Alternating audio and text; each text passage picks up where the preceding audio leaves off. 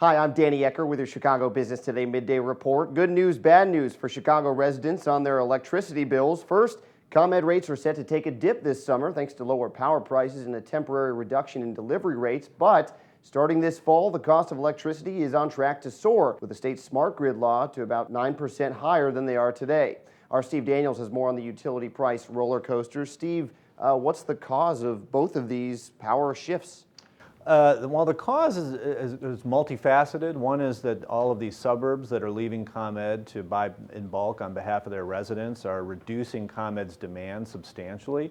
The other reason is because 5 years ago the state insisted that ComEd purchase power at much higher prices then to try to protect against what they thought were going to be rising power prices in the future, and then of course unexpectedly power prices fell through the floor. So as a result, ComEd is locked into higher than market power prices. Those are going to really take effect and cause electric rates to rise in the fall and especially in the winter. So as we get into the fall and the winter, what options does the city have to curb the growth in these prices?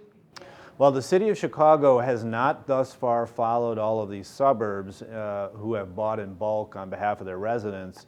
Obviously, there's a lot more lower-income people in the city that for whom electricity rates are much more important than the average household. So the city is going to have to make a decision on whether they want to go forward and buy in bulk on behalf of nearly 3 million inhabitants. They would need to hold a November referendum first to do that and get approval, in which case they really wouldn't be able to, even if they went forward and got approval, to get prices changed any earlier than, say, January.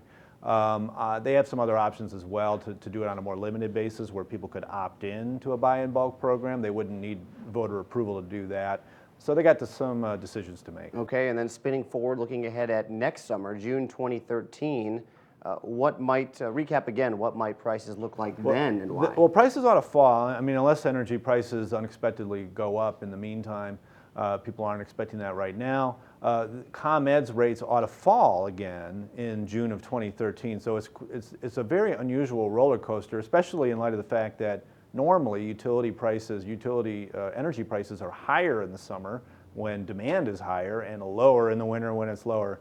The chaotic markets that are taking place because of this aggregation movement are just having an unexpected impact on ComEd's rates. It's like global warming for energy prices, so to speak. Something like that. Right. All right, Steve, thanks a lot. Sure.